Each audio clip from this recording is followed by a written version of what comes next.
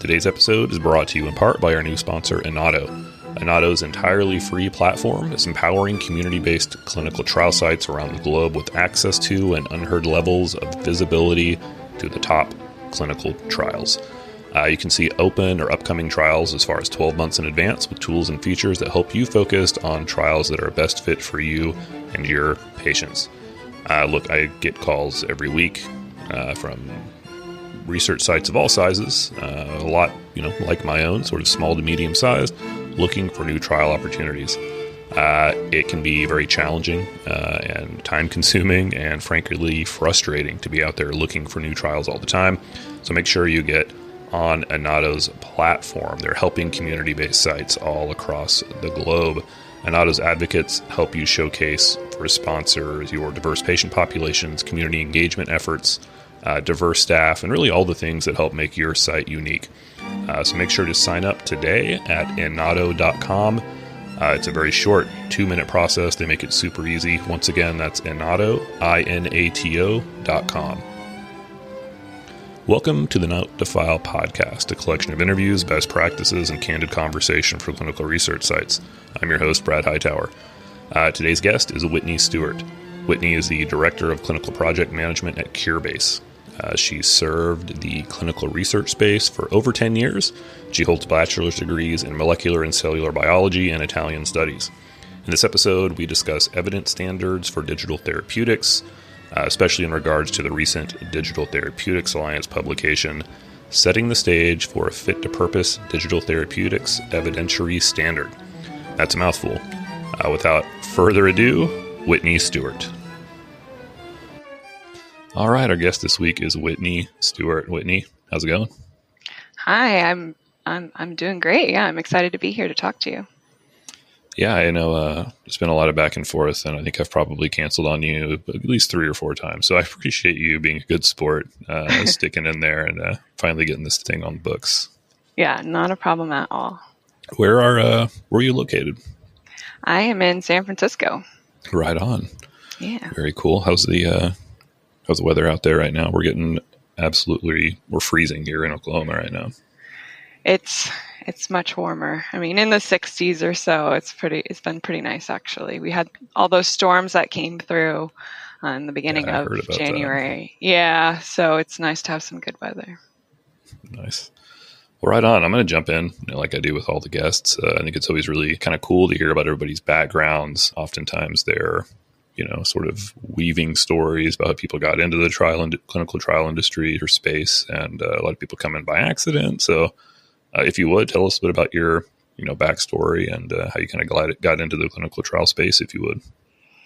Yes. So I actually, out of college, started in bench research. So I was doing some myeloid leukemia research here in San Francisco at UCSF. And then after 2 years, kind of realized that wasn't a good fit and found the clinical research program and moved into a more traditional coordinator role in pediatric oncology. And I worked there for 3 years. And then actually in 2017, I joined Science 37 and started working in decentralized trials. So that's where the bulk of my experience is. I worked there for almost 5 years, including kind of during the pandemic when it kind of shot up in importance and saw kind of the craziness of the decentralized trial storm there. And then in 2021, I moved to Curebase, still working in decentralized trials, but I'm the Director of Clinical Project Management.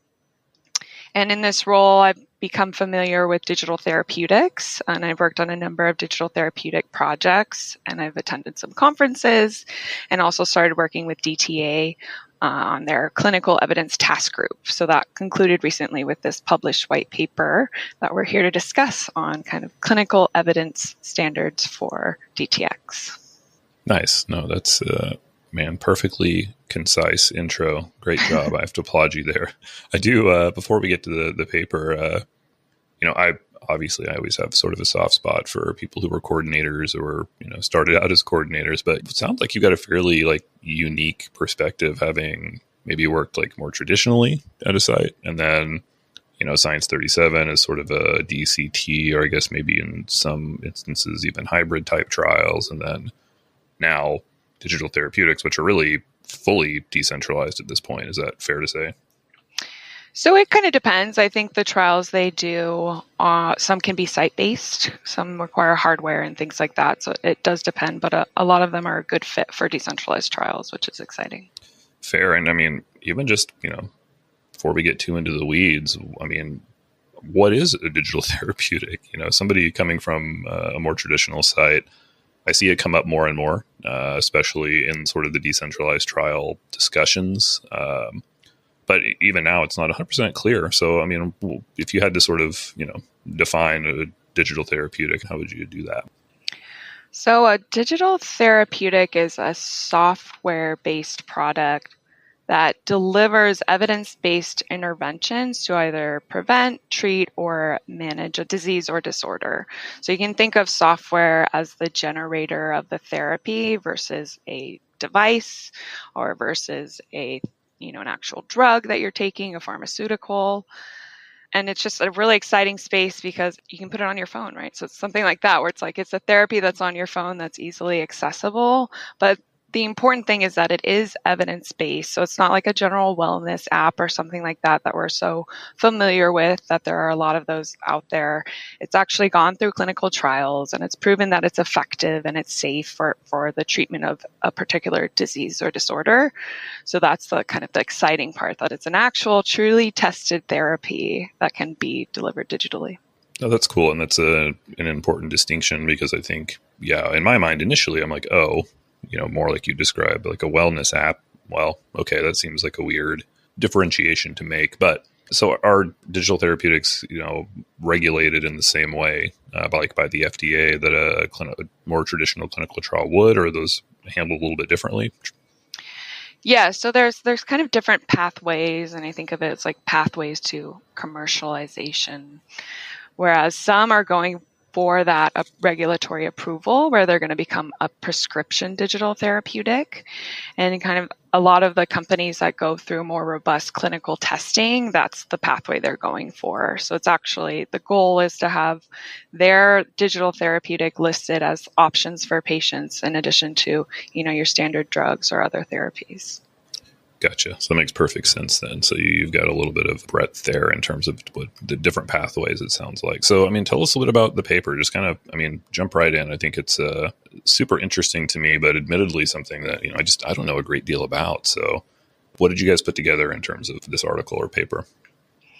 Yeah, so this paper was a very exciting endeavor.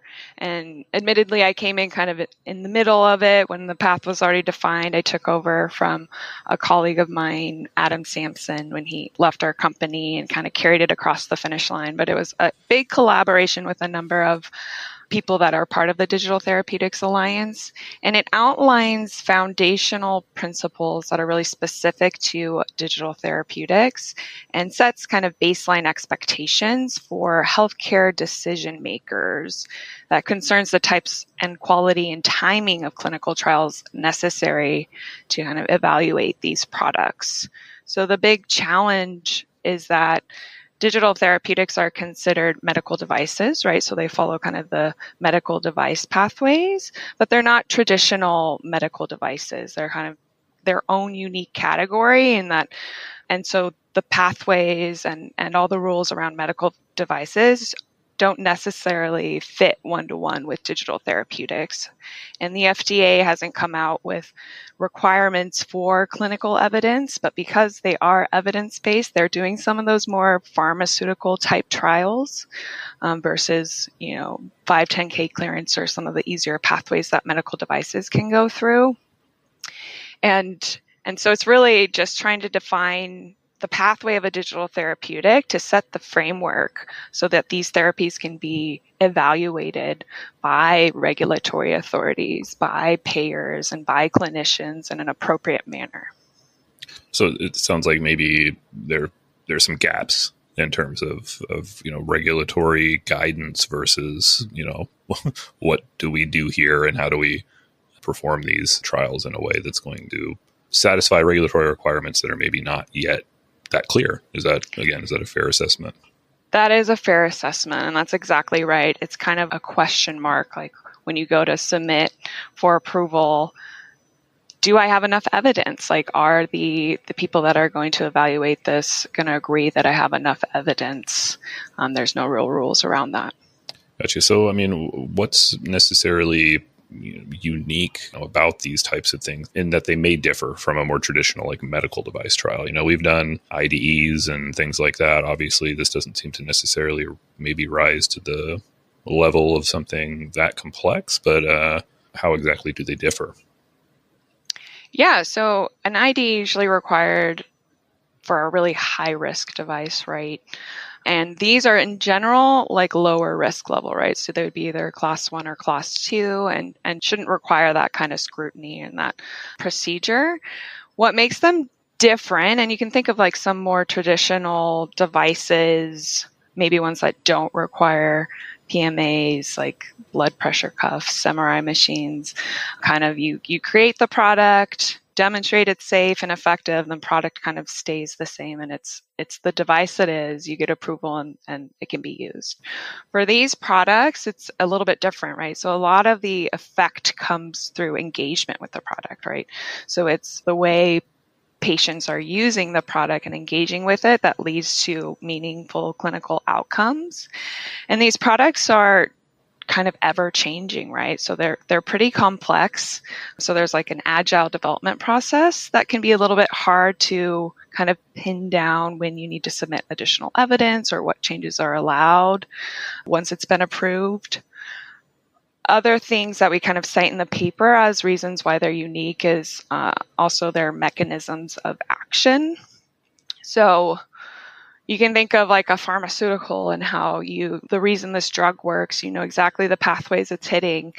And although sometimes it's well defined for digital therapeutics, you can in general say it's a little bit unclear what the exact mechanism of action is. But the point is that it actually works. So it's more about the outcomes than like how you're getting to the outcome. Other things is just, again, like I said, like the lower risk profile really is a unique characteristic of this therapy group. And then the place in therapy. So there's some overlap with traditional therapies. It can have like the same place, like you could do a digital therapeutic instead of a drug. You could do it in combination. You could use a digital therapeutic instead of speaking to a therapist or something. And then there's kind of a kind of unique gray area where it could like kind of span multiple areas and kind of fill gaps and needs that we need to get, the best care to patients.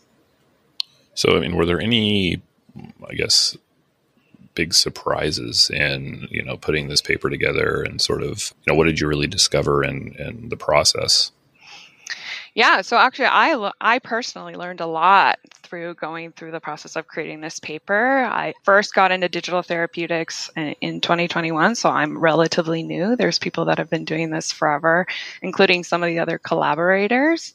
And for me, the most kind of unique component of the study is really that timing section that outlines the different phases of development of digital therapeutics and kind of the evidence that you're creating at each phase and kind of how they lead all the way to this kind of, we have an approved, commercialized, accepted digital therapeutic, but all of the foundational principles in there, just like the different types of studies that are done in digital therapeutics, right? In pharmaceuticals and device studies, you may not come across a lot of product usability and types of things that are really related to the engagement component of the product and developing the product from that way. So it's really a good read, and I encourage everyone to read it. It's a little bit dense, but like even from like someone new to digital therapeutics, you can get a lot of interesting information about just the landscape of digital therapeutics. Yeah, I mean, I guess that's interesting. It seems like there's a component of sort of like consumer, I guess it maybe isn't the right word, but you say patient engagement. That's really interesting. I mean, I guess something we don't have to consider a lot in a lot of more traditional like drug trials, like here's a pill, take it. Right. Exactly. It's pretty straightforward, but that for something maybe like some of these digital therapeutics, it's only as good as it's being utilized by the patient. So there's probably a lot of extra considerations to take into account when that's the case. Definitely. I think they do a lot of usability testing, a lot of working directly with patients just to make sure their product fits the needs of the particular population. And it's such an important component, like you said, like you really, like an app's not going to help you with, I don't know, managing your anxiety if it's not engaging, if you're not going to use it. Like, what's the point? And like you said, for traditional pharmaceuticals, you just take something and it does its magic. It doesn't require any sort of action on your point. Yeah, it's a lot more of sort of a passive process. And even in medical device, I mean, if you put a stent in somebody, there's not like, is the stent comfortable? Or, exactly. Are you gonna use the stent every day? Well, no, it's there. It's sort of a much more sort of just, again, passive process. And that's really interesting. I mean, do those sorts of things have wider effects on like how clinical trials are performed, do you think, in any meaningful way? Like how does that maybe carry over, or does it? Yeah, so I think the actual design of the trials is pretty straightforward. You're going to have it's maybe going to rely more heavily on patient-reported outcomes. So those subjective measures for how you feel about your disease at any given time point. But the main issue I've seen, and through all the digital therapeutic studies I've done, is it's just like a technology component, right? And so you're working with this technology, and there's issues with technology, right? So there's challenges with executing the trial. There's compliance issues and monitoring it through technology. Similar things with kind of remote patient monitoring or in decentralized trials when you're doing a lot of remote measures, just making sure people are using it correctly and continue to use it so that the data reflects accurately the changes. So I'm going to go out on a limb and guess there is probably a high threshold in terms of like patient education, as opposed again to like, here, take a pill. There's a lot more complexity going on with these. And then, I mean, and I've seen this in some, again, even more traditional trials, like studies that have a lot of sort of subjective scales or subjective outcome. Is it more challenging to find, signal in the noise, or is the burden higher to achieve because of the subjective nature of some of those outcomes? Like, how does that affect how those trials are done, or how they're even sort of scrutinized later on? Yeah, that's a really good question. And, I am not the expert on the actual data of these. I just kind of execute the trials and help them get to the data. But what I've seen is kind of a lot of discussions around kind of what do you control for, right, to set that bar. So there's a lot of discussions on what is a placebo in digital therapeutic studies, and do you compare it to another application? Do you compare it to standard of care? And what is the level, that signal that you need to prove that it's effective? And I think we're early on in the industry where a lot of people are just doing comparisons to standard of care, or there's even a whole subset of them that do it to like a waitlist control. So really kind of the minimal control possible, just to say this is effective in some way. But I imagine as more and more digital therapeutics come onto the market, you're going to have kind of a higher bar that you're going to have to reach, and a higher signal and potentially even control for a lot of the digital engagement components. And they have the concept of a sham application as like the true digital control, which would be like the same application, but remove that real therapeutic component. But that does require you to have to understand the mechanism of action in order to kind of remove that. So it's a little bit challenging and not a requirement. Like the FDA has said, like you do not have to use a sham application unless it makes sense and it fits the design. Yeah, no, that's interesting. And that's a note I was taking as you were talking, and you kind of covered it at the end. 'Cause, yeah, I mean, I assume a lot of this stuff is pretty novel, so there's not active comparator per se. Right. So yeah, to be able to, I've seen studies with sham, arms, but yeah, how do you even design that, with some of these things? Seems like a little bit of a conundrum. So no, that's really interesting. And I have to assume there's also even more complex when you consider it as a sort of adjunctive treatment to, other treatments that are going on, which could be almost infinite, right? Right. So then you've got really a lot of variables to control for, or I guess sort of statistics to do after the fact, right? Yes. There's quite a variety of designs out there. And from my perspective, and I think of myself as like a potential consumer of a digital therapeutic, like this first round, the evidence I would want was really just it works. It's an option. There's positive signal that it works. Let me use it. And then, once I have 10 options, like which one works the best and how do they compare it to the other one? So it can get a little more aggressive in how you evaluate them as time goes on. But I just want to see these products out there for patients as long as they're proven to be safe and effective. Sure. So, I mean, what were some of these like consensus or recommendations that were made? Or there, it sounds like we're reaching a point where there is becoming some consensus. Or what are sort of the, maybe top points that people are sort of starting to harmonize around at this point? Yeah, that's a really great question. So I think part of the issue, again, as I mentioned previously, is just what level of evidence do you need to kind of just meet that first bar of like approval. And in this paper, we kind of outline a lot of recommendations for quality of evidence. And it's similar, nothing really unexpected. It's similar to what you would see in pharmaceutical studies where, you have to have short-term, long-term safety data. You have to, have clear outcome data that shows efficacy. So that's not really surprising. I think another interesting component of this paper is that you're also talking to payers and clinicians. And so I think the industry overall understands the regulatory pathway and what you should do.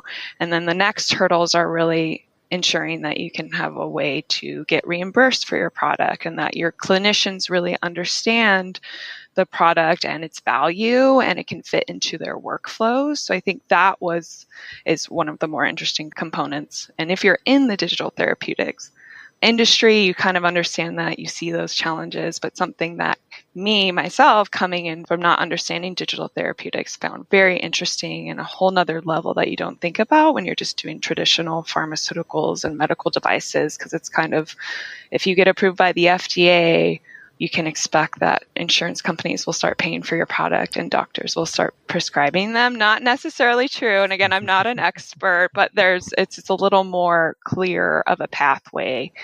Yeah, that's fair. And I could see that being uniquely maybe challenging in a digital therapeutic space. But to your point, I've seen it in pharmaceutical trials too. All the PCSK9s that were sort of cholesterol lowering drugs, great. They showed that they lowered cholesterol, but that wasn't enough. You needed more long-term outcome data to show that actually had an effect further down the road. So, just getting it across the finish line to approval is only, I don't want to say a small part because it's obviously a big part, but it's only a part of the bigger picture if, the physicians won't prescribe it. Right. And even if they do prescribe it, if the insurance companies won't pay for it, then the patients aren't going to get the prescription filled. And then you've pretty much, spent a bunch of time spinning your wheels and it's not helping patients at that point, right? Right. And again, to be working in something that's maybe even more subjective, it must be even more challenging, especially if there hasn't been a great consensus around what levels of evidence are. So I think I'm really putting the pieces together here. See? Yeah, exactly. And you think of like an application and just getting that into the system to be like an option for a doctor to see and a doctor to prescribe. I think there's a lot of issues with like, how do you code, prescribing a digital therapeutic and the time you spend engaging with the patient on how to use the digital therapeutic. And so there's some kind of unique challenges to crossing those barriers as well in this industry.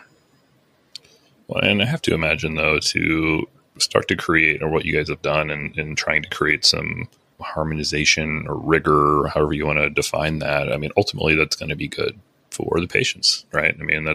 You're going to have something that's been well validated, is well understood by physicians, and is, paid for by payers. And because, ultimately that's what it's all about, right? Is getting it to people that it's going to help. Exactly. And that the goal, right? Let's make sure they're safe, make sure they're effective, make sure everyone's on board with what that rigor, as you said, is, and that you as the patient can trust that it's gone through the processes and that it's safe for you to take and it's a good option. I think it's interesting because, again, I like to consider myself relatively well informed, but even being in the space and knowing so little about digital therapeutics, I could see having some level of skepticism. Because again, our trials are so rigorously controlled, and I know the hoops that get jumped through, and not knowing that may or may not have been the case with digital therapeutics would potentially maybe turn some people off to the idea. So I think it's probably really important work that's being done to really help lift up and validate those things, because I imagine there's some pretty cool stuff living in that digital therapeutic space. Yeah. There's some really cool stuff. And every time I hear about something new, it's like even more exciting. I'm like, oh, wow. I really think there's like infinite, almost limitless possibilities with all the digital innovation that's going on of like what could come out of this space. And I think back to kind of the skepticism of the patient, there's a lot of health apps out there. You just get inundated with every type of app that could do everything. And I can definitely see why people would be like, well, how is this different than something, I could just download for free or for $2, right?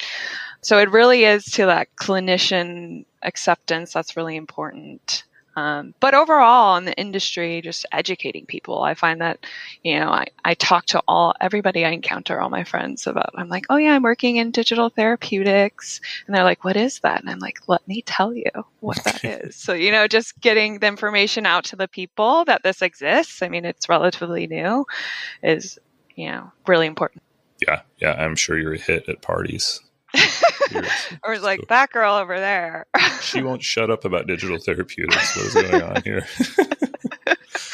So it seems like, and again, this is probably wrong. It still seems like maybe digital therapeutics are sort of, I don't want to say in their infancy, maybe. It still seems like a relatively newer concept. Is this a global thing? Is this going on broadly, or is it sort of a little more contained to the US for now, or sort of what does it look like on a bigger landscape? Yeah, so I would say it's still kind of in its infancy in a way. I like to kind of relate it to decentralized trials where they've kind of been around the same amount of time, but it's getting bigger and bigger, and now it's kind of growing out of that stage. But it is a global initiative. So there are plenty of digital therapeutics all across the globe. And there's actually a particularly interesting kind of policies in Europe. I think of like Germany and DIGA, where they kind of have a faster pathway to approval to get them prescribed. They do have kind of centralized healthcare, which helps. Sure. But yeah, so Digital Therapeutics Alliance is a global kind of company that's working on policies all over. So I think I read recently that the first digital therapeutic was created and approved in the US. Don't quote me, may or may not be true, but I did read that. And I was like, oh, that's interesting. But that now it's everywhere. And they're working on a lot of policy changes to really, similarly make sure that the regulations are straightforward. Yeah, curious about that because I feel like sometimes that goes either way. I know there's so much like divergence in different regions of the world on, even clinical trials and some of the different components that are used within clinical trials. I'm far from an expert in knowing how those things work, but I know that must be a pain or very challenging to navigate as these programs sort of continue to spin out into the greater world. So that's very interesting to me. Just a comment there is when you think about engagement being an important component of digital therapeutics, you really have to put an effort into like localizing the treatment to the area. So like global expansion is particularly challenging, I think, in some of these products. Yeah, since engagement's important, obviously having to consider all the cultural differences and those other aspects, certainly becomes languages, a lot more important. Yeah. No, that sounds like, again, a lot to sort of wrap your head around and be able to execute on in a very, it must be tough to scale, I guess. I could see. Again, I say that as somebody who has absolutely no idea, but it just seems that way from the outside looking in.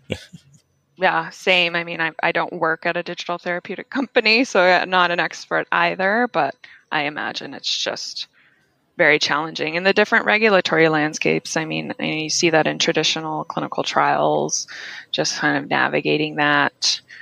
But for example, I know one recent digital therapeutic didn't require a sham application in the US, but when they went into, I think it was Japan's market, they required them to create it. So they had to spend the extra time to create a sham application in order to execute trials in that space. So just kind of wild requirements, time consuming, that can really derail your plans, depending. Yeah, no, I can imagine. So, well, fair enough. And I guess, I mean, Curebase's role is, I mean, they're able to execute these digital therapeutic trials in a decentralized platform, it sounds like. And to me, that's really, I mean, sounds like a match made in heaven, right? I mean, being able to use these, DCT platform and a digital therapeutic trial sounds really tailor-made for each other. Exactly. That's, you took the words out of my mouth. I've been calling it a match made in heaven, and kind of a combination of two really interesting industries. And yeah, Curebase is particularly like touched in on the digital therapeutic industry. We've been working with it for a number of years, right? And have kind of you could say the most experience with executing digital therapeutic trials. And because we have a number of offerings, we have kind of our traditional CRO service arm, as well as our electronic data capture technology. And then that virtual site side to do the decentralized trial is kind of a really perfect match for a lot of these trials. Yeah, it's been interesting to watch, again, as somebody, on the site side who's like, well, how are these companies going to work in trial space, and not knowing about digital therapeutics, but then sort of starting to see those pieces come together. It's like, oh, this is perfect. And again, it's not even an area that I was familiar with or would have like put together in my mind. So it's really cool to see it, those things sort of start to converge, I guess. Exactly. And again, it just seems too perfect. Yeah, I mean, a lot of the challenges with decentralized trials can be some of the more logistical components, right? Getting the medication to the patient's home, or getting supplies around, sending mobile healthcare. And because these devices are low risk and delivered a lot of times just to your phone, like really simplifies the process and makes it a really good fit for decentralized trials. Yeah, no, that's exactly it. I mean, I think obviously there's pretty low risk of any AEs, that are going to be associated with. And, we're starting to actually work very, very little in the space in terms of like adjudicating AEs for some of these digital therapeutic trials. And it took me a minute to really wrap my head around like, well, wait a minute. What? It doesn't really require a bunch of PI oversight per se. Obviously, you still have to ensure people aren't getting rashes from devices that they're wearing, or tripping over orthotics that are in their shoe or something like that. But it seems like it lends itself to a lot more efficiency in terms of like getting those trials done too, which is pretty important. And I have to think we're learning a lot of stuff that can carry over into the more traditional clinical trial space, through these exercises and digital therapeutic trials. Oh, definitely. I mean, in terms of AEs, yeah, I think one of my studies was like, did you experience eye strain? Did your finger get tired type of thing? But it also depends on the population. So if you're treating someone for anxiety or depression, you want to make sure you have support for just kind of baseline experiences of that condition. And so that gets a little more complicated when you go into the mental health space. But in general, they are pretty low risk. And I think you learn something from every trial you execute, right? And it adds to your kind of knowledge base. And so not only do we learn things on these trials that we can, execute on the next digital therapeutic trial, it's really the next decentralized trial, and it really is a nice feedback of information as we continue to move decentralized trials forward. Yeah, no, I love it. Good stuff. Whitney, where can people find you online? I guess the best place is LinkedIn, Whitney Stewart. You can probably navigate through Curebase's LinkedIn profile as well. But yeah, like I said, I love talking about digital therapeutics, and happy to have a conversation with anyone that's interested. Very cool. I'll make sure put that in our show notes. And then anything else as we sort of wrap up here? Not really. I mean, I encourage everyone to kind of take a look at the resource, at the paper, and get familiar with the industry overall and start paying attention, because sooner rather than later, you're going to start having some options when you go to the doctor. Yeah, no, I love it. I'll make sure that the paper gets posted on the show notes as well, so everybody can have a chance to check it out. And again, I have to imagine there's a lot of my colleagues in the same boat that maybe we've heard it, we're seeing it more talked about, but still don't have a really good perspective of what these things are and how they're becoming more and more important. And again, I mean, anything that's going to help patients is going to be good. And then obviously the more rigorously designed these studies are, then the more value they're going to bring. So I do applaud you guys for taking that initiative. And no, I love it. I appreciate you coming on and talking about it, Whitney. Yeah, I had a great time. Thank you for having me. All right, thank you so much. As always, thank you so much for listening to Note to File Podcast. Make sure to check us out at notetofilepodcast.com for all of our previous episodes, including show notes and transcripts. Also, make sure to check out our weekly live streams on LinkedIn and YouTube. That's notetofilepodcast.com. Thanks, guys.